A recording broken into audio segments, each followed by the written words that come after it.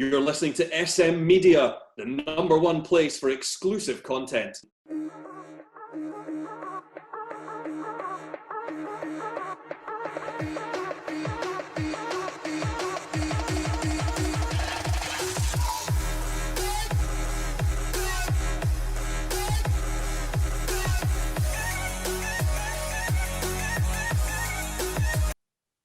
Hi everyone, and welcome to the latest episode of the Scottish Football Show Extra, right here on SM Media. I'm Scott McPike, delighted to be your host as always.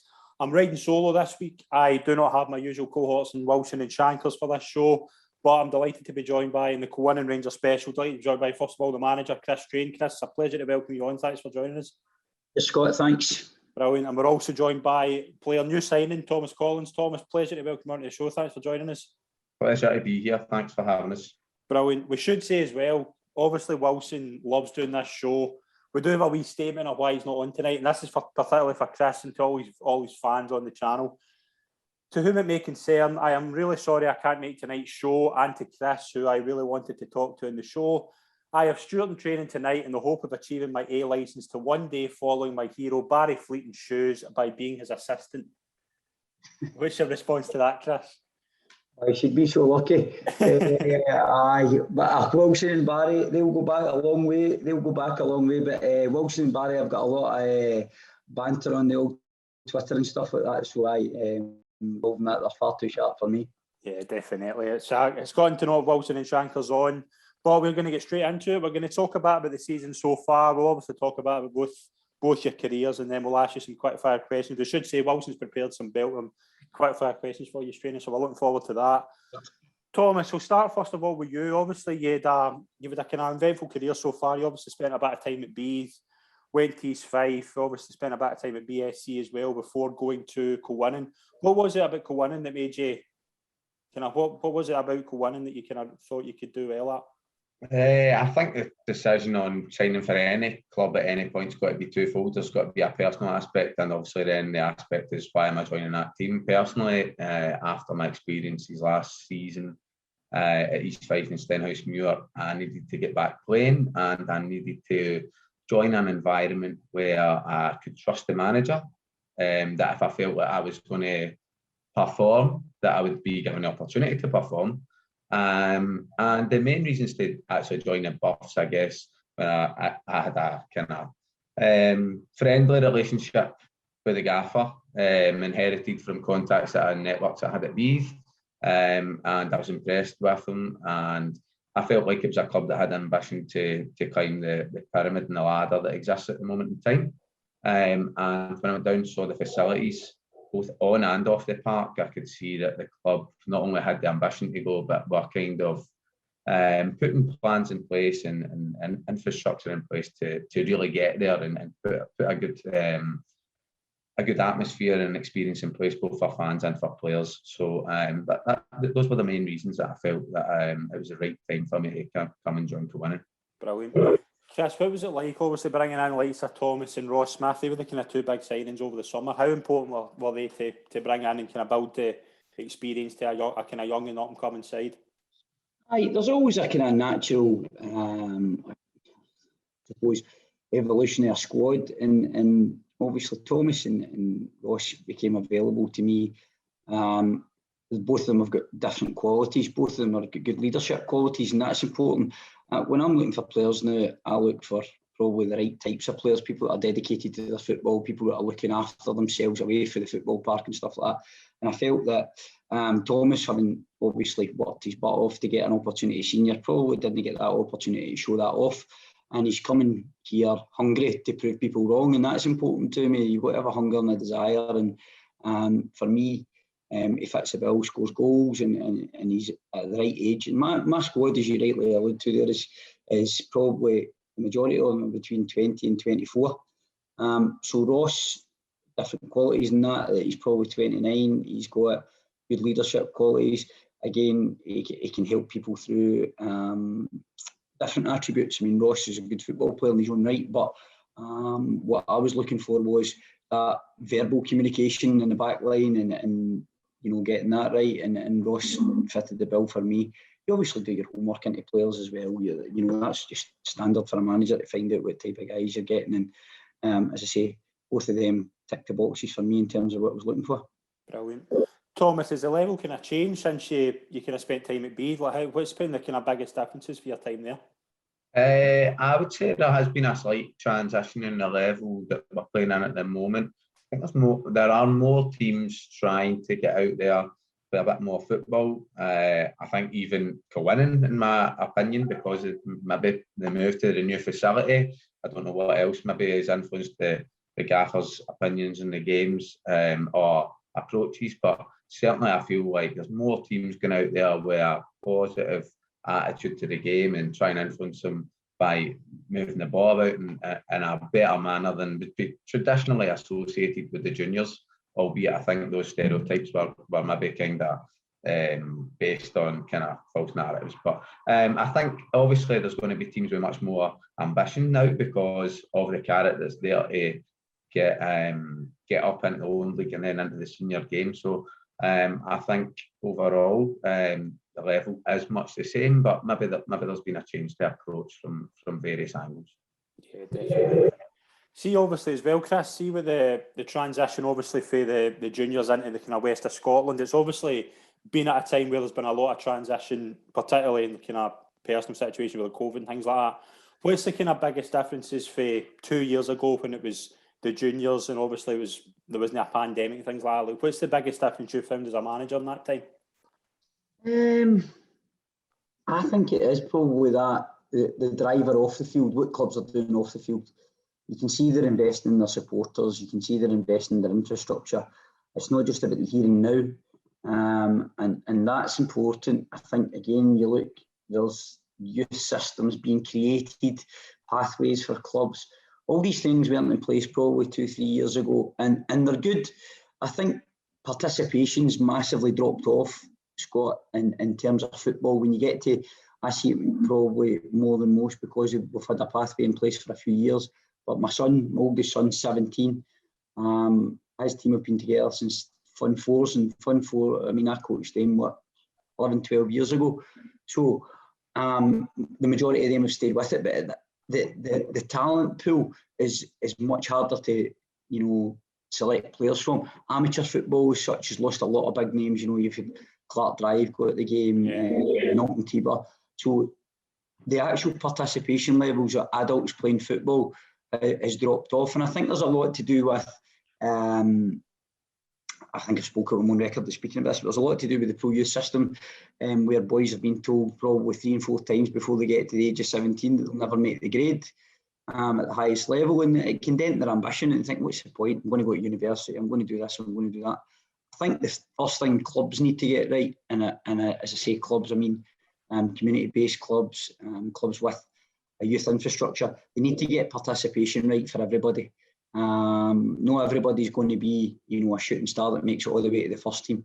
But you've got to put something in place that allows people to play recreational football for their health, for their mental health, for their physical health. And as far as I can see, there's no really a negative when kids are playing football into 17, 18 and then kick on into amateurs or whatever else, adult football. So I think that's a real difficult thing from my point of view, is the talent pool or the numbers that are playing football are less, but there are some great initiatives in clubs that are probably trying to drive that back the other way. You just need to look at women's football and ladies football to see the growth in the game, how they make it, you know, fun for the girls at an early age to get them into the game, and then they're entrenched in the game, and there's a pathway for them. That wasn't there probably 20 years ago when I was there, so we need to get back to that for the boys and make it enjoyable, and not so much about filling jerseys to allow people to try and make the grade, because not everybody's going to make the grade, like me and Thomas. Definitely, but we'll move into a bit to talk about the season so far. We'll just say a bit about your 13 games, second in the league, 8 wins, 4 draws, 1 defeat. Chris, would you have taken that at the start of the season so far? You must be pleased with how it started. Probably par, you would say, Scott. I'm probably no pleased with the points total that we've got, given the way the games have panned out. If you said to me we're sitting second, you know, and be right in the mix, then I don't think you can get too greedy and too lofty. But from where I'm at, we've dropped some silly points, and we should probably have a better points total than we were at just now. Thomas, how have you kind of settled in as well to the team, and what's been the kind of big improvements you've seen? Settled in really well. I mean, it's a welcoming group. Years gone by, when I was slightly younger, I've maybe struggled with that and maybe taken a bit more time, but I've done it a couple of times now. So I feel like I'm able to get into a group and kind of condition well into it and have an impact on it as early as possible, a positive impact if I can. How do I see how we've done so far? I mean, I've got to echo what the gaffer says. I think obviously we started really well. We've dropped some silly points, and it's especially difficult to deal with and frustrating that we've dropped points from winning positions and but multiple goal ahead winning positions. So I probably take the points total if you'd offered it at the start, but certainly from the positions we've been in, it's slightly frustrating and a point that we probably want to look at and improve for the rest of the season, which is obviously a lot of games to go still. Yeah, definitely. Chris, obviously you've won the first 4 games, 21 goals in your first 5 before that draw against Glenafton. That must have been really good as well. Obviously, you were scoring, you were winning games, but more importantly, you were getting goals. I mean, Jordan Stewart had a great start to the season. I think Thomas got a few as well. It must have been really pleasing at the start to see the way you were winning games with scoring goals and getting the big wins like that.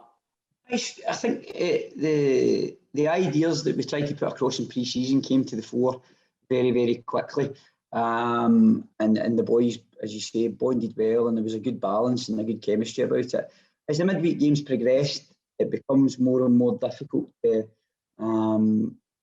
change your game plan based on who you're playing and change your personnel. Sometimes you're looking to continue momentum, but you're bringing guys in because you can't flog, the same guys time and time again. So there's a lack of continuity, and something that was apparent for me is that preparation on games became probably more about recovery than it did about preparing again for the team that you were playing. And you could see the boys' levels drop off, their sharpness. It became a bit of a war of attrition for them to get themselves fit and ready for games.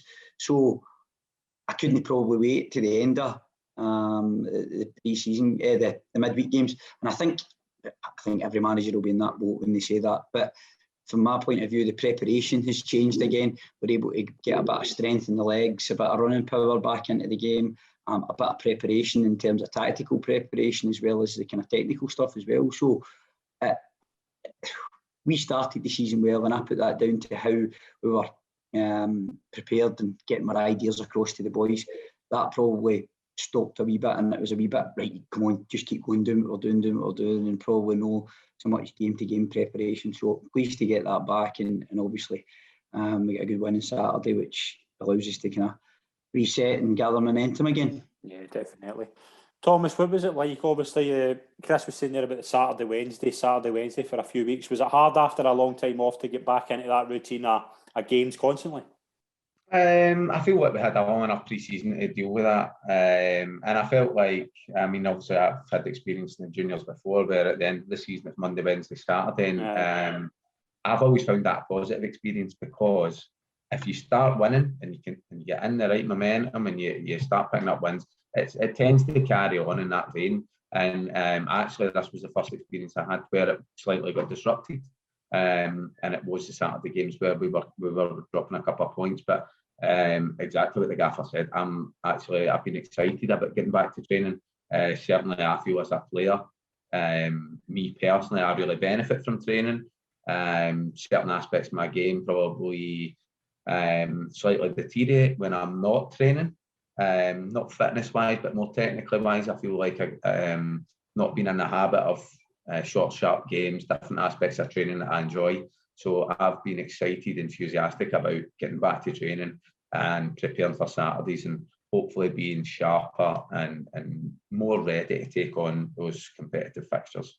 Definitely. Dynamic, Scott, to see to what Thomas was saying there in terms of games at the beginning of the season and games at the end of the season. You're probably more battle ready come the end of the season, where you're going through a physical prep over the course of the season, and your body's used to taking the bumps and the bruises and the knocks. From my experience, we're probably trying to protect the players by, making sure that they get substituted at the right times and enough time. Sometimes you can do that too much. Sometimes you read too much into that. Sometimes it's just a case of going, battle your way through it and see how you go on. But if you do that at the start of the season, you run the risk of losing people for a long, long time over the course of the season, where at the end of the season, you're maybe doing that, flogging the dead horse, and they maybe miss one game at the end of the season. You can go, well, I'll deal with the emergency at the end of that. So there's a different dynamic to the midweek games at the start of the season, certainly from a manager's perspective rather than a player's. See as well, obviously with the last year, we know obviously there was no fans in as well. It was obviously a different environment than you'll probably ever have experienced. Was welcoming the fans in, Chris, a massive did it give everyone a massive boost? Like we're back to normal, and we're now at a kind of stage where hopefully there's a bit of normality coming. Aye, absolutely. I think it's well documented. I don't think you'll speak to anybody that says the game is better without the fans. No.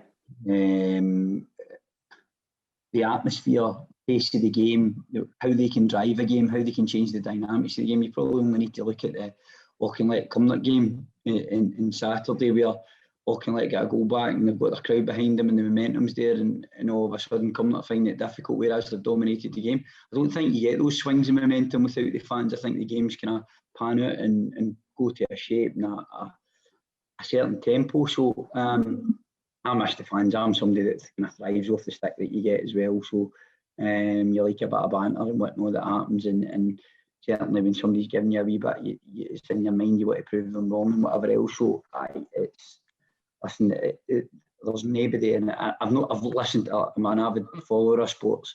I don't think there's any sport that's benefited from not having spectators. Tennis, golf, cricket, whatever is on the television, you watch it, and there seems to be a lack of probably adrenaline for the players. That really is the thing that's been missing, and it's been apparent to me, how much we've missed them, especially in the type of football that we play as well. It's close confines, you hear things, you feed off the crowd a wee bit more probably than you do at a higher level. So it's good to have them back, and certainly I think the games have been of a better quality as far as I can see. Maybe that's in my head, but it certainly feels that way. Thomas, would you kind of go along with that the fans have made it a lot better than it was maybe even last season? Absolutely. I mean, I'm personally, same as the gaffer, I thrive off that. I had some great banter over the far side, at the stand side at Meadow Park on Saturday. And the fans have missed that as well. They enjoy that, having that with players. I enjoy that. It drives me on. And in fact, those swings that the gaffer talked about in the Cumnock Auchinleck game, not only is it because people thriving off the crowd, it's sometimes because the crowd kind of impacts people in a negative way. So you're missing both of those kind of effects on games when they're not there. So I think everyone in football is really glad to have them back, obviously. Yeah, definitely. Chris, see that result against Darvel where you beat them 1-0, was that a big boost for the team and obviously the kind of league? Obviously you said there about that was a massive atmosphere as well. Was that one of the kind of results you look back on so far has been one of the best? Scott, I tend not to look at the teams that we're playing and think, that's a big 3 points. So it's probably more from a player's perspective. We've dropped points against, as I say, Glencairn, Glenafton. I think the other games that we've drawn, Rossvale. And get beat off Cumnock. If they get beat off Darvel in one of the games, we've been in a better position than we are now. So I know Michael well, and I know obviously that there's a bit of a hype surrounding Darvel, trying to obviously they've got lofty ambitions and whatnot, but we have too, and there's big teams in here. I don't think for a second Michael thought that Darvel are going to come in and blow the league away and run away with it. He's not as naive to think that. Yeah. But I know for a fact at this moment in time he'll be striving to solve the issues that they've got, because they're a good side, and when you beat a good team it can do certain things for you. Certainly didn't do anything for us because we went out the next Saturday and we didn't win again. So the reality is it can give players confidence that they're playing against good players and they know that they can stand up to a test.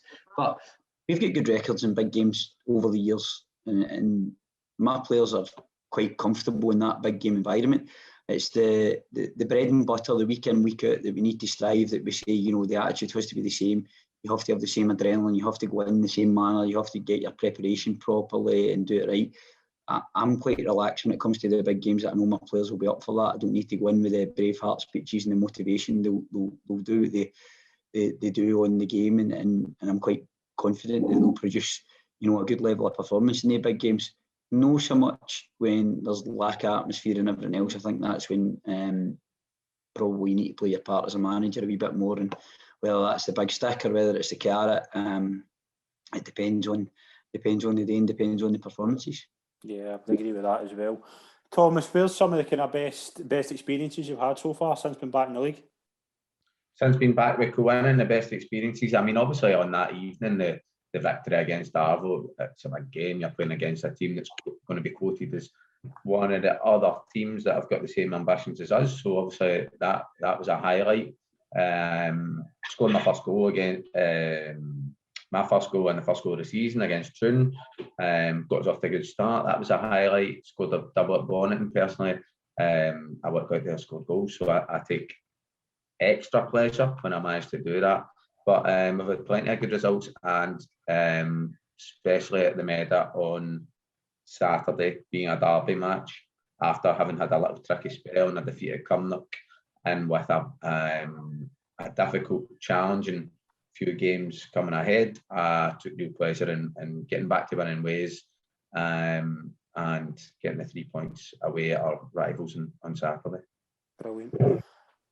Chris, the result against Rutherglen, obviously, you were 4-1 up and then it finished 4-4. What was your thoughts when that was happening? Karma, that's what I said. Karma. Season before the pandemic, we went up there and we were 4-1 down and we won 5-4. So when the game was going on, I could see the momentum shifting the game. But I've spoke to the players. Players laugh at me for some of the stupid things I say to them and how I quote them and stuff. But I spoke to them about the importance of after half time. There was a stat that came out in the European Championships, and there was a certain percentage of goals get scored in the first 15 minutes straight after half time. And again, anytime I seem to mention it, we seem to concede a goal. But that was a game where I thought, we've done the hard work in the first half. We played actually really well, got ourselves into a commanding position, and you're always going to get a reaction from a team when you've dominated the game so much so. And we conceded a goal in the first 2 minutes of the game. You could see the momentum shift in the game, and we couldn't do much about it. We had changed the team. We had made our substitutions through a couple of injuries and stuff like that. And just on the game itself, it got to 4-3, and I think there was 15 minutes left. And I'm thinking to myself, I need to do something here to try and change the momentum or the shift in the game. There was nothing I could do, and the writing was on the wall for us in terms of conceding the goal. We were disappointed. You think to yourself, we can see it out and whatever else, but we just didn't play well enough in the second half. And it came on the back of probably happening the week before against Glenafton, where we were 3-1 up and conceded a couple of goals, and they get probably an unjust draw on that day. But you just have to dust yourself down, look for reasons. If it becomes something that happens time and time again, then perhaps there's something you need to look at. So I think we've addressed that, and I think Saturday showed that. We conceded the goal straight after half time again, having spoke about dominating the first half and doing well and making sure you don't give every medal a foothold in the game. Conceded a goal, and we saw it out quite well in the second half. We showed that we've got the mental fortitude to go and see that out. So just one of the things, you just have to put it down to experience and move on and hope we don't do something so silly again. Yeah, definitely. Thomas, what was your kind of reaction to that? Kind of wee black, obviously the 3-3 draw with Glenafton, the 4-8 draw against Rutherglen. Was it hard to kind of pick yourselves up as players for that point? I guess the first time it happens, I mean, both accounts are very frustrating, and like immediately afterwards, and you're looking around for reasons. The Glenafton one you can kind of put down to a fluke. Once it becomes the second time, you're kind of starting to think, God, is this going to become a habit? But I think we diagnosed it after the game. I mean, when I reflected on it on the Saturday evening, personally, I knew kind of what had happened in my performance, and I could see it in other people's. We had data that kind of confirmed that, and the gaffer showed us that. So in-house, we managed to diagnose that, and as he said, I mean, really hope it doesn't show its face again. What was obviously you had a good result against Bede, and then it was the 0-0 draw against Largs, which was I think he's a 2-man sent off that game, that right? Yeah, What was, and then obviously you're beating Irvine Meadow. How important was it to get that kind of win on Saturday and get back to winning ways after that? Losing 2 players as well. Was it a big result to go there? It was, Thomas says, a rival. Was that a big result for you, Chris, to get that win? Yeah, I mean, I read a lot about like the local paper and stuff like that. It's kind of the gen is that the Med have been doing well and the Buffs are in a great run and everything else. And I'm looking at the league table thinking to myself, you know what, we're fine, we're all right. We had a good result on Saturday against Largs. Largs was a wee turning point for us. You can feel sorry for yourself when things aren't going great. And, you know, getting a man sent off in 13 minutes and Carlo, you're down to 10 men. You survive that wee rocky period, then you lose another man, and you're going, wow, this is, you know, we don't want to go back-to-back defeats. And the boys really dug out a performance that day, just through sheer work rate and determination. That's all it was. It wasn't, you know, it wasn't pretty on the eye. We weren't keeping the ball at 9 men. It was defend your goal and make sure everybody his backs to the ball and we do the job. And I think that gave the boys a bit of momentum. We have the training session, we prepare well, we give Irvine Meadow the respect that they're due because, as I say, they were on a good run. But again, you read the aftermath of the game and some of the things that I'm reading and hearing, I can't believe because we absolutely dominated the game and we went out with a game plan to go and stop them playing at their place. A pitch, and Meadows usually had a good pitch, the pitch was terrible. It wasn't conducive to playing good football. We got our tactics spot on in terms of the game isn't going to be free flowing and nice and pretty on the eye. It's going to be stuck in, be as direct as you possibly can in terms of playing against your opposite number and make sure that we dominate the game physically. And if there was football played in the game, it was played by us because we really pressed them very, very well and forced them to probably sway off the game plan or the way that they had been playing. So for us, it just shows you that, you know, we've got different strings to our bow in terms of winning games. We can go out there. I think we're the top scorers in the league. You can correct me if I'm wrong in that. I haven't looked yeah. the league, but I know we were scoring a lot of goals. So for us for people to say we didn't play, you know, aesthetically pleasing football, we've played our football, we've played better in certain games and no one. So Saturday was about getting 3 points against your rivals where you needed to pick up 3 points and there was pressure on us to do so, and I was delighted with the manner of the victory. It was convincing. I know there's again cries that the penalty was soft. I've seen the penalty back. It's a penalty. I've seen it back in replays, and anybody that says it's not a penalty, the guy makes a challenge, he doesn't win the ball, he trips up, whether it's clumsy or whether there's no a lot of contact, there's enough there to not Gav down. It's a 6'3" player versus a 5'7" player. He's not won the ball, he's tripped him up, it's a penalty, and we've won 3-1. And sometimes it's just good to walk away from a game and say well done to the other team, because certainly if it was me that was near the end of that, I'd have just said, well done, 3 points, you were the better team, and walked away. But some of the stuff I'm hearing and reading, I'm just baffles me. See, obviously the game I watched was against Bonnet and he's won that comfortably. But the thing that I took away from that was once he scored, it was all about getting the ball on the deck and playing short passes, getting the wing back. I think you were playing wing backs at the time as well.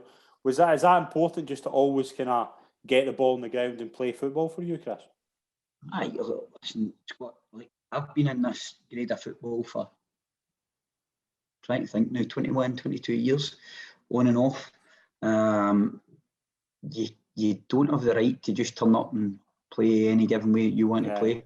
There's other dynamics to the game, how the other team play, as I spoke about, the environment, the weather conditions, whatever else. We'd all love to get the ball down and knock it about like Barcelona, but there's certain times where you need to dig in, graft, play, do the ugly side of the game, and to have more than one string to your bow is important. And I think you look at the teams that have been successful over a period of time. They can play football. They can all play. They've all got a good, technical ability. But the thing that stands out with them is their mental fortitude. When they need to win games, they find a way of doing so, and that's important. And again, I'm not being disparaging, but the teams that have been the top teams over the last probably 10 years, be with Thomas's B team, you've got Auchinleck, probably even going back a wee bit further, my Irvine Meadow team, they won games by digging out times. and that's important. The football can come. If you're up, as you say, when Bonneton for us, when we're up 3-0 and the party tricks sometimes happen, it's not great if you're on the other side of that. I appreciate that, but the confidence surges through you, and you can try things maybe that you wouldn't try at 0-0 in a game and whatever else, and these things tend to come off when you're flying. But I'm more than happy with how we can play on as I say, our preferred style of play, but I'm more than happy that we can change that given the times that we need to. Brilliant. Thomas, how important was that win on Saturday to get back to second place and get a bit of confidence installed? I didn't attach much kind of importance to getting back to second place. What I did attach importance to was getting back to winning ways, and it was important that we managed to pick up the 3 points, but more importantly, to build confidence. I think points and winning builds confidence, but so the performances. And although it wasn't our most stellar, free-flowing performance and our attacking phases of play, it was a strong, robust performance. We were well drilled, well organised, we maintained our shape, and we really gave ourselves a platform to go and score goals and then see out a game. And I think that builds confidence as well. And that was the importance attached to that game. Going second again, great. Climb a league position, and we're one closer to the position that we want to be at the end of the season. But that won't be defined 1/3 of the way through the season. So it was more the performance that gave me and the rest of the boys in the team confidence. Brilliant. Chris, what's your thoughts in the next few games that are coming up? Obviously, 2 massive away trips to Clydebank and Pollok, and then it's Benburb away and then Talbot at home. How big is that run of games coming up for you? I think the way the league's kind of panned out, the teams sitting at the top of the league, I think we've even got Hurlford in amongst that as well. Teams at the top half of the league have kind of avoided each other. I don't think that there's been 1 or 2, as I say, Darvel, maybe Talbot and Clydebank, Box, Darvel. There's the main protagonists, as you would maybe say, haven't kind of crossed swords that frequently. I think over the course of the next month, they will do, and you'll see wins, draws, losses. It's not about that at this moment in time. It's not about the importance of where it will, as Thomas says, where you'll end up at the end of the season. What it's important to do is continue to put good performances on the board, and if you do that, you'll pick up more points and you'll drop. Auchinleck, if I speak about them at this moment in time, managing to grind out some results whilst not playing brilliantly. And Auchinleck will hit a gear at some point. You've got to remember they haven't played football for 18 months. The worry for us all is that they don't drop points and then they hit a gear. But I still think that there's enough quality in the league that can go and, cause them problems and give them a challenge. If you look at Clydebank, I think that's their first defeat in 18 months on Saturday against Pollok. They've shown, Moff and his team there and the boys have shown that they're a good group and they're together, so they'll cause problems for teams. And then obviously there's ourselves, Pollok, Darvel, Hurlford, that are obviously trying to get as many results as we can and see if we can close the gap to Auchinleck. But from my perspective, the games, as I said to you before, there's no difference in the 3 points. You might think that's cliched, but it's just about getting points on the board, no matter how you do it, no matter how or who you're playing against. We could go and beat Auchinleck and get beat off Benburb, and for all intent and purposes, on paper, that would seem like an easier game. But it's certainly not in my eyes. The results that the league's thrown up already has shown that we aren't good enough to take anybody for granted. So, there's difficult games throughout, and one of the dynamics that probably hasn't kicked in as yet is that there's teams will fall into those relegation places, and obviously there's 7 teams get relegated. It then becomes a matter of life and death when you play those teams, and there's guys scrapping for points and whatever else, and that's still to really kick in, because you've got a lot of teams kind of floating about the middle and they can get themselves out of trouble, but there'll become games where they become must-win games for the teams at the bottom of the league, and you'll see some strange results at that point in time, because teams can maybe be on a bad result and they'll need the 3 points, and they'll produce a result from nowhere that maybe changes the course of their season. So there's a lot of twists and turns to come. It's just important to kind of pick up as many points as you can before the turn of the year. Yeah, definitely. We'll touch a wee bit on your career, Thomas, before we move into some quick fire questions. You obviously spent 4 years at Beith where you won the Junior Cup. Was that kind of one of your best memories of your career so far? That's certainly the club where I spent the most time, and I've obviously had the most success. Obviously, when you come to a club that's now the rival, it makes that difficult to kind of attach so much kind of significance to that period of career. But obviously, nobody's been fooled. I had a great spell in my career at Beith, winning those trophies. I mean, I went into Beith as an 18-year-old. My first couple of seasons, I mean, you'd probably describe them as bit apart from the outside. It felt like I was playing more of a part in that when I was there. But I learned from some real experienced coaches and managers. I learned from experienced players like Mark McLaughlin, Kevin McDonald, John Sheridan. I mean, I could go round a full team here and name a lot of experienced players, and that's what Beith was at that point in time. It was an experienced squad, and for me as a young player to be exposed to that was obviously a blessing. I don't take that for granted one bit. That was a great experience, and I think I've inherited a lot of my beliefs on football and my attitude towards football, my work rate commitment from those players and from the club. So that obviously was a real good experience that I was able to have early in my career, and it set me up well and influenced me. Hopefully, I feel in a positive manner to take that elsewhere and into my career as I go on. You stepped up to senior level as well. You went to East Fife. What was your kind of memories for that spell? Were you kind of disappointed at how that ended? Not necessarily disappointed with how it ended. I was just disappointed in how it went. I think I obviously signed a pre-contract there in the February, and football stopped in March. It was a long time between March and August as to when football resumed. And I think that with a shortened season and a lot of other factors, it meant that my game time was limited. And I'm talking about external factors there, but internally, you know what, comparatively to those other players at that club, I probably wasn't as good. But I felt there was points at my time, my first couple of months there between October when games started and Christmas when I went on loan, that there was opportunities that I could have had to play when there was injuries and suspensions that I wasn't given, and that was the point where I went on loan and had a kind of indifferent spell at Stenhousemuir as well. So I look back and I'm grateful that the club were willing to take me on and had the faith to take me on at that point. And I look back with a wee bit of disappointment in how it went, but not necessarily in how it ended. I had another year there.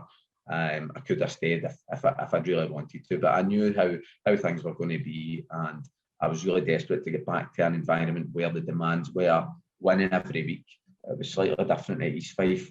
They're not expected to go and win League One, and that was something that I found challenging. All the clubs that I'd been at before, Beith, BSC, it was about going and winning a league, and I attached a lot of significance to that and importance, and that was really why I was looking to kind of end my spell there and begin it somewhere else. Yeah, just a wee friend of the show as well, Darren Young, obviously was a manager at East Fife. What was your kind of memories of him? How did you find him? He speaks very highly of you, by the way. Of me? That's good to hear. I was really grateful to both Darren and Tony for taking me on. Showed a lot of faith in a player from 2 leagues below, which was a big leap of faith for them. And I thought that Darren and Tony always prepared their teams very well. They were well drilled, well organised, put a lot of work into the organisation of their teams, and really enjoyed their trainings and the facilities that they put on for the boys. Obviously, Darren knows that I wanted to have more of an influence on the team on the park, and there'll be no surprises in me saying that I was disappointed that I wasn't selected more. But certainly, I've got good working relationship with Darren, so I did enjoy working with him. Brilliant. Great, are you ready for these quick fire questions sent in for Mr. Wilson? Don't know if I am, but let's go for it anyway. Right. First and foremost, this is the first question. Who's the better football mind, Mark Wilson or Barry Fleeton? Oh, Baz. Has the move to KSC improved the infrastructure at the club? Yes, absolutely. It's been the best thing that happened to the club in terms of growth and where our ambitions lie. So, yeah, a great move. How did that come about? Was that always the plan to move back to KSC? No, I think the chairman takes a lot of credit for his vision. He thought, when licensing and whatever else was coming into to the fore, it would be practically impossible to do it at Abbey Park. The change rooms were poor, facilities pretty poor. Although it was an old ground and it had a good atmosphere about it when you played on it and when you were there, the facilities were shocking. So there's a state-of-the-art facility there and on your doorstep. He went and made that happen, and there was a lot of dubiety and scepticism about it over the course of the move, and it really impacted the team. We lost a few players over the head of it. Guys that had been there for a few years, thought the club maybe was going through a transition period. So anyway, long story short, we moved and we move on. And I don't think anybody that comes to watch us now, now that it's one of the ones. It's a field of dreams. If you build it, they'll come. And the chairman had that vision, and it's happened through him and Colin Evans that they've went and built a great stadium there, and it can only get better. It can, there's loads of things that we can add on to it because we've got the space and the facilities to do so. So, been a great move for us and a great move for the community. Brilliant. Kelly or Ayr? Oh, I'm going to say Ayr because Kelly's freed about 90% of my family. So there you go. I'm going to get pelters for that, by the way. Gerrard or Postecoglou? Oh, Wilson knows. I'm not hanging myself out to dry that, but Big Ange is a man. Is there ambitions to move up the ladder in Scottish football? Yes, absolutely. We want to get to as high as we can get to. Got the infrastructure. We probably don't have the finances at this moment in time, but that's coming on the back of it. There's a business plan there to get us where we need to go to. I think the club and the people around about the club can take us to league football. That's the ambition, and that's what we hope to do within the next 5-10 years. Brilliant. Even after beating Darvel, how difficult is it to compete with clubs with a higher budget than yourself? I don't think I like that question he's put out, by the way. You know something? There's a lot of importance put in budgets, and it gets in your nerves, to be honest. You've got what you've got. I read a book called Soccernomics, and they talk about how wages influence direct outcomes, and that's why you see, the teams in the English Premiership that are vying for, they're able to pay the top wages. And yeah, it's difficult for you as a manager to compete, especially when it's about players. When managers can put out a game plan and whatever else, if the players don't carry it out, then it doesn't matter what you do on a Tuesday, Thursday, Monday, Wednesday, whatever you're training. So it's about getting good players, and ultimately the good players go where they can get properly remunerated. So you just need to deal with what you've got. And at the end of the day, I don't place a great deal of importance on budget. If I did, certainly wouldn't be where I am now. Best player you've played with? Oh, that's a nightmare question.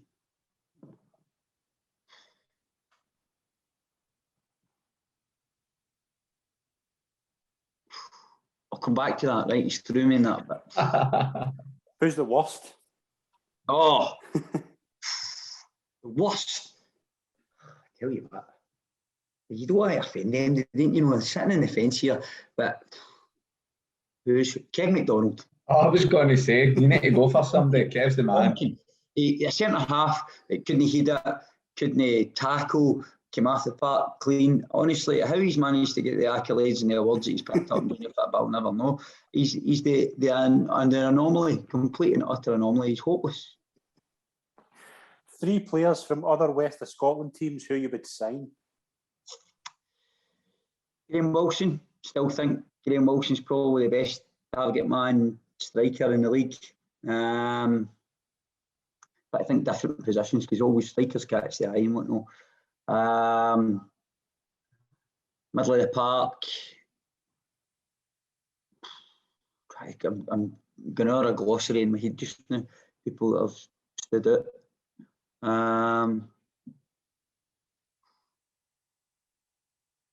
Ian McShane, probably Darvel. I like Ian, good Twitter player. He's kind of my cup of tea. Aye.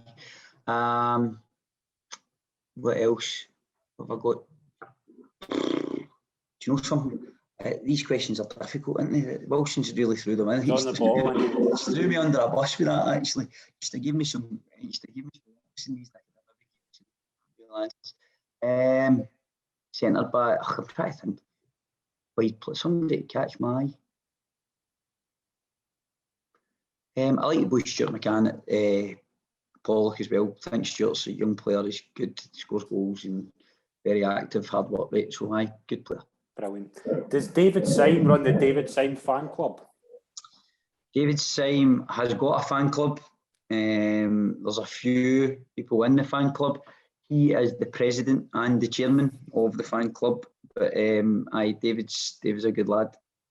Best player you've ever coached? Probably Ross Stewart. I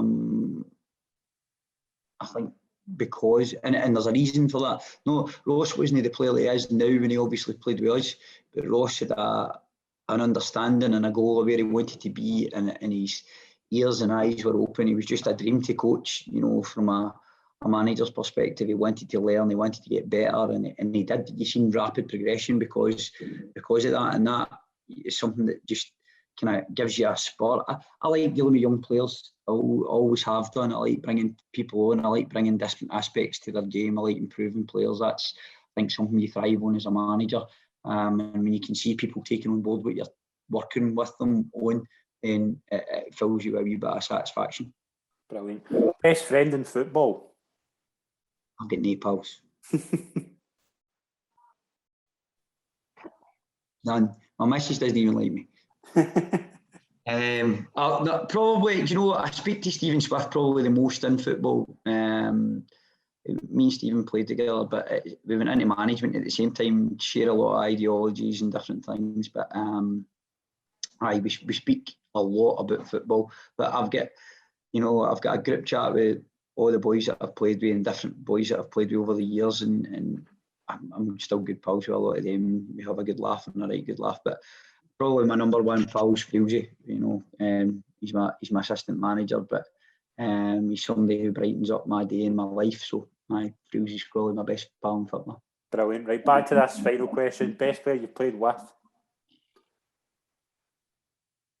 I'm going to end up saying something that's untrue. I've made a think about it.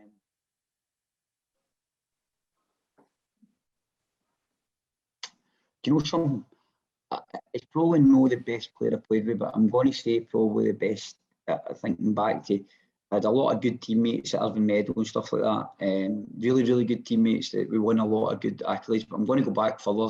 Something that Thomas spoke about when I broke into the Kilwinning team. There was a lot of leaders in the team and a lot of good men. But Tam Sloan was a brilliant, brilliant teammate. I mean, Tam used to go into 50-50s or 60-40s against, and he'd do people, leave them lying in a heap, and then he'd be picking them up and giving them a tap. And he just had a brilliant attitude to football, and I wish I could attain a wee bit more of that one, because he wasn't one for drama. You can see it still in him when he talks. He's no somebody who likes the kind of the banter or whatever else, which is what you get with Tam, and I wish I had a wee bit of that in me. But Alan McTurk that played in that team, Tucker was a superb technician, left foot, right foot, and he's somebody that I could probably have said back in that. Something, I covered probably two generations of football. The juniors, I was very, very young coming in at the back end, just as I say, at that Kilwinning team, and then we ended up with that Meadow team, and there's boys now playing the grade. Like Carlo's a fantastic, fantastic player, that plays with us just now in terms of his technical ability and whatever else. And I would say, when you ask me, he came into my head as somebody you coach. I probably played a few games with Carlo, and his technical ability is fantastic. So there's too many good players to mention, but Tam Tucker stuck out as probably the one that you would have liked to have been a wee bit more like. Brilliant. Thomas, you're not getting off with this either. We've got a few teammate questions. Are you good with these? Aye. Right. You can pipe up as well, Chris, and say if you agree or disagree, all right? Just so we've got a manager's perspective on these. Best trainer?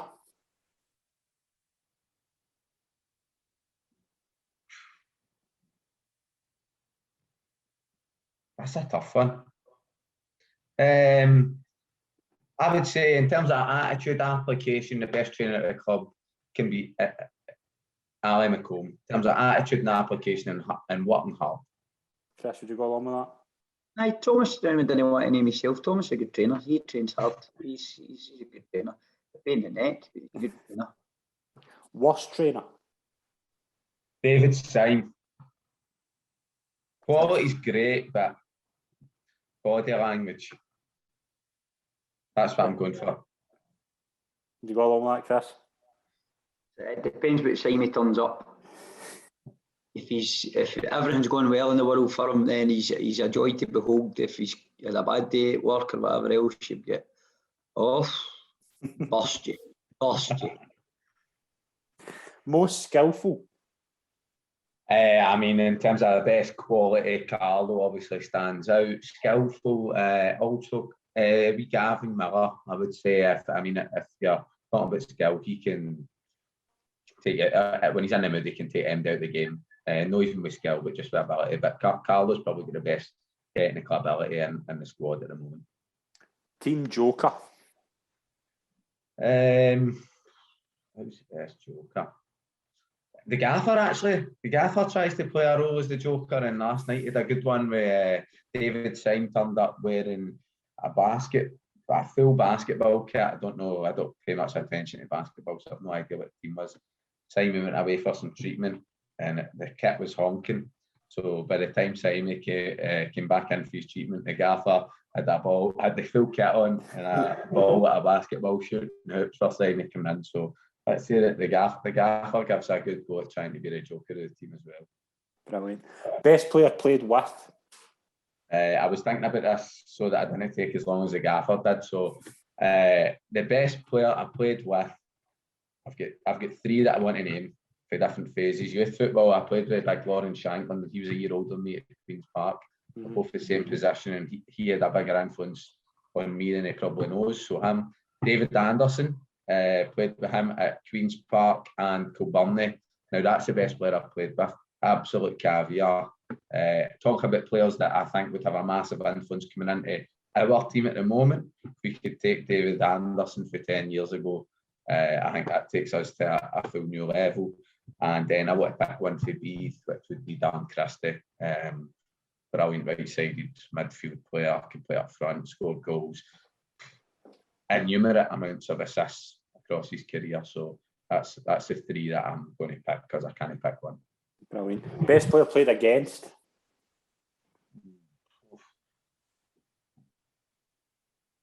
That's tough as well. In terms of in the West of Scotland League or in the juniors, I'm going to play most of my days as centre forward, so I'm going to pick a centre half. And probably the toughest game I've had would have been against Martin McGoldrick in the first couple of seasons when I was at the. But it was a really strong, aggressive centre half, probably of a dying breed. Brilliant. Back to Kilwinning, 3 more questions. Biggest poser? Caldwell, Cody, definitely. Go with him.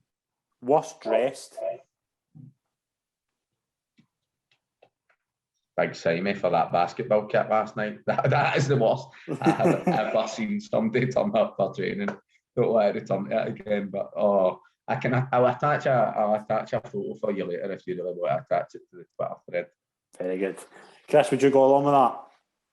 Oh, Chris McGowan turns up in some real space. He thinks he's cutting the edge of fashion, and I'll tell you, it should be cut up the fashion. Final question, teacher's pet? I would say if folk were going to, if anybody else in the team was answering the question, they would probably say me. So, probably need to say myself. Chris, what do you think? My favourite, wee Ben Lewis. I've been with him for 9 years. Has never gave me a bit of back chat. Has never gave me one iota of problems. Comes in, trains. He's the best trainer I know. Actually, I forgot to mention him in terms of training. Does his work. Graphs away. Never got a problem for him. And when you asked about the best player that he'd coached, that's who I thought he was going to say. Not because it's necessarily the best player you've ever coached, but because of his attitude and the way he reacts and responds. His technical ability is really good as well. Ben's just a joy for any manager. He's not the thing about Ben, and you can take him for granted. He's a winning boy, and he's been there. He's had his testimony. I think he had a testimonial about 5 years ago. He's on track for a double testimonial as Ben, but you can take him for granted. But he just gets in and gets on with his business, and he's a fantastic football player. He's got great technical ability. He can zing the ball, long passes, short passes. He's just if I do a drill at training, and it's new.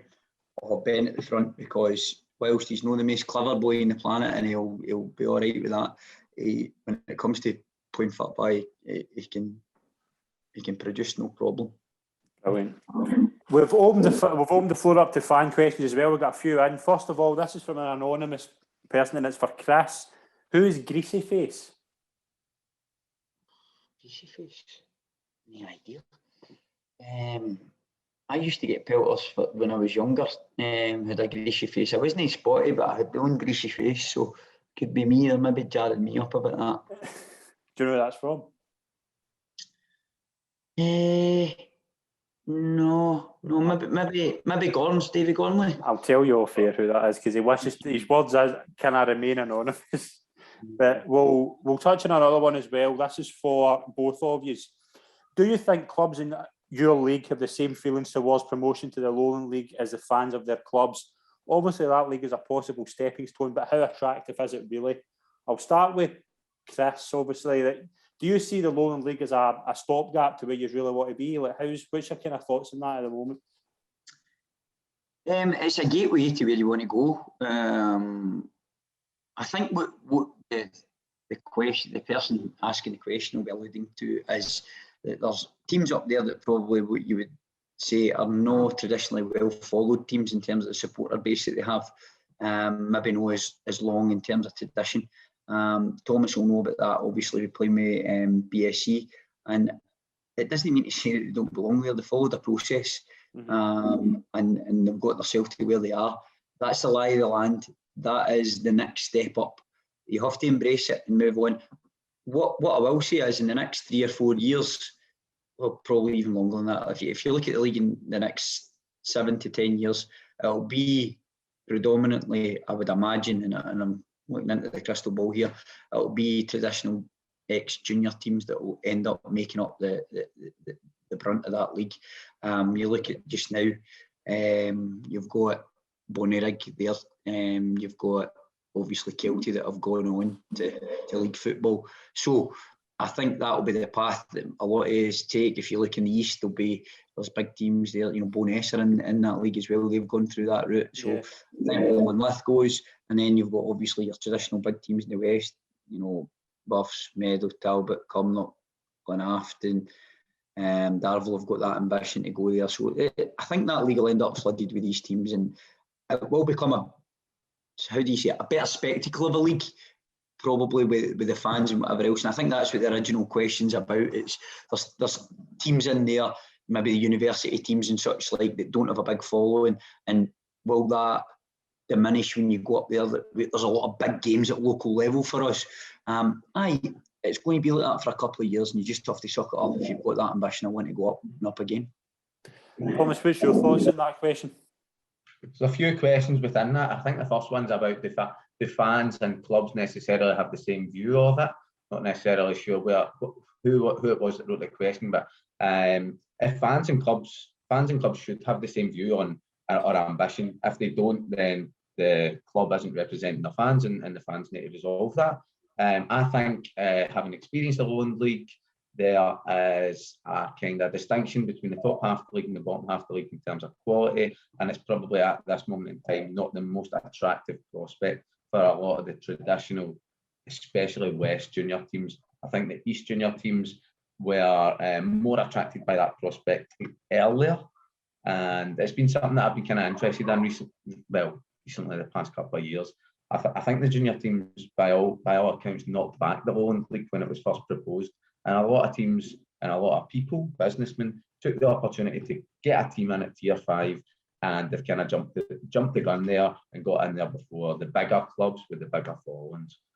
So I think over the next 10 to 15 years, the Lowland League's going to be a very strong Tier 5 with the best East and best West junior teams, and a couple of the other ones, probably such like East Kilbride, that weren't a traditional junior team. So I think that is a great league to get into. Get in there as soon as possible. Look to try to join the league structure above that if possible.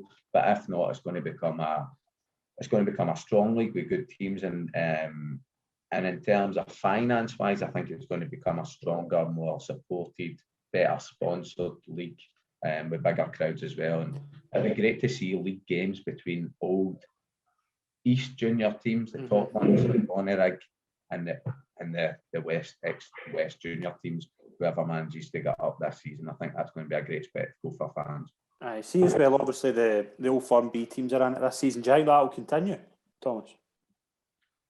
No idea. I know it's a 12-month deal that's been signed. I don't think there's any plans from the Old Firm or the Lowland League to rejoin that.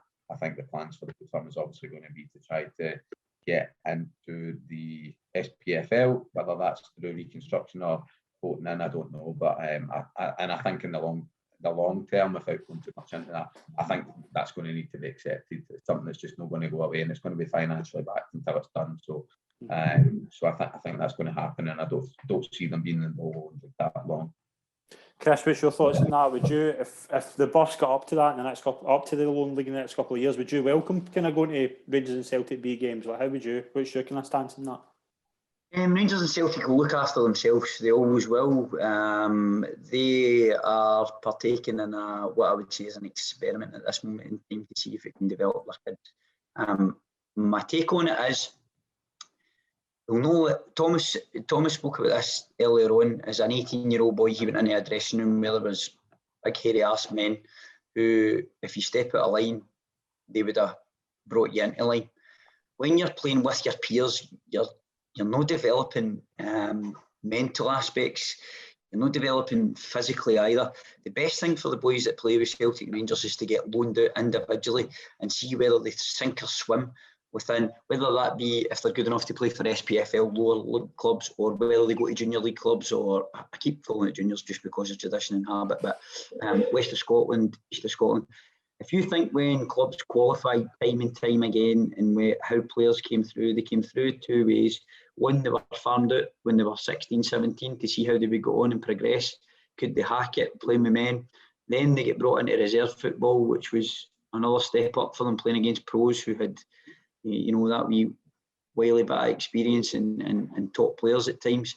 And the game's, in my opinion, it's lost its development of the kids because there's a snobbery. And that snobbery is they don't want wee Johnny, who's on £1,500 a week at one of the Old Firm clubs, playing with Thomas, who's on £50 a week at Kilwinning, and they think that their learning experience is better with them as coaches than it is playing with these guys. It's no, you learn so many good habits, winning habits. Okay, I understand that there will be expectations that they win games at those level, but if one of them get farmed out to Auchinleck and they're not playing well in a Auchinleck Cumnock game, they'll know about it for the fans, they'll know about it, and that's a mindset. You see, the minute you're flung into football at this moment in time for kids is a competition to get further, and they're competing against their peers. They're not competing to win games. So the mentality has gone from a team sport to an individual sport. See, when you deal with them, when they've come out the back end of that, they've got a selfish nature about themselves and they don't understand the team ethic very, very quickly.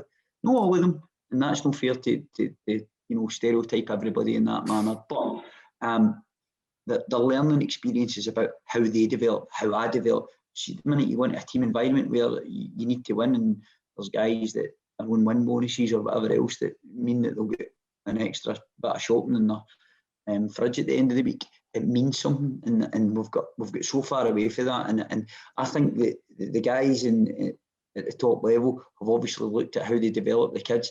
Don't think they've got it right. Don't think they've got it right at all, and I think there's a place for traditional men's football at lower league levels to develop the kids, and I'm quite passionate about that, and it's something that they might look at again. But somebody at 17 rocking up in a Porsche or whatever it was because they play boys club football, it just doesn't sit right with me, and that's maybe just me as a traditionalist. Yeah, I'd agree with you as well. I think you've nailed that there. Final question: can Scotland qualify for the World Cup? Thomas, does last night's result put them in a good position? Absolutely. Quite passionate about this. I'm a Kelly fan, so I'm firmly in the Steve Clarke camp. Don't necessarily agree with all his decisions or all the approaches to games, but Kelly were doing well. We weren't going scoring teams 4, 5, 6-0 every week. We were grinding out results. We had a clear base and foundation, solid foundation at the back where we didn't concede many goals, which we can see in the Scotland team, and played with some sort of freedom and tactics and try to get up the park with strong, powerful fullbacks. And I can see a resemblance from the Kelly team to the Scotland team. Maybe it's no for everybody, but I think that was a great result last night, and that puts us second in the group, and it's completely in our hands now. You need to go and win the Israel, Moldova and Faroes games, and then take or leave the Denmark game if you win those 9 points, and I think then you've got a great chance to go and qualify through the playoffs. So hopefully we're able to do that, but it'd be typical Scotland to qualify for a World Cup when it's in the winter in Qatar. That's what was your thoughts on last night? Was that a good result to get into a really good position? Yeah, the one thing I'd say about Stevie Clarke is he's pragmatic. He doesn't get too up, doesn't get too down. He's got a game plan that he wants to stick to. The thing, if Scotland get their best players on the park, they've got some real top quality. You've got Premiership players. You've got, wee bit like Gilmour's been outstanding. His ability. He's just a step ahead of the game. But you had Scott McTominay into that squad last night. The boy Nathan Patterson. I think still, if we've got an Achilles heel, we've now got somebody that can just nick goals away. Kenny Miller probably did back in the day for him, and before that maybe McFadden, McCoist, and that. We've not Stephen Naismith. We've probably not got a talisman that we can rely on for goals in the big games. But I like Che Adams. I like the physicality that Big Dykes provide you with. Sometimes he's a bit hit and miss, but I still think that if Scotland get their best team in the park, they are, I would say, a team that can be reckoned with. And I think they're growing. I think you can see that the squad's growing in belief. McGregor, Tierney, Robertson, all very good players added with McGinn and things like that. They've got good combinations. I think the middle of the park's very strong. So if they can keep all their players fit and they get their best team in the park, I've absolutely no reason to think that they can't make the World Cup, and that would be great on the back of the Euros. Yeah, definitely. Here's hoping. We are going to wrap up the show there. I want to thank Chris and Thomas for being our special guests. It's been an absolute pleasure to have you on. Thank you very much, Scott. I've enjoyed it. Brilliant. Thanks very much to everyone who tuned in. We will be back next week with a new episode, and tune into our social media channels for full West of Scotland coverage and follow us on YouTube. Thanks very much, everyone. We'll see you soon. Cheers.